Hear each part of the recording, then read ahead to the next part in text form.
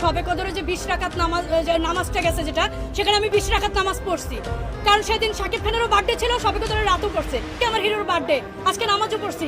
আজকে হিরোর নামটা আগে নিয়ে আমি মোনাজাত ধরবো।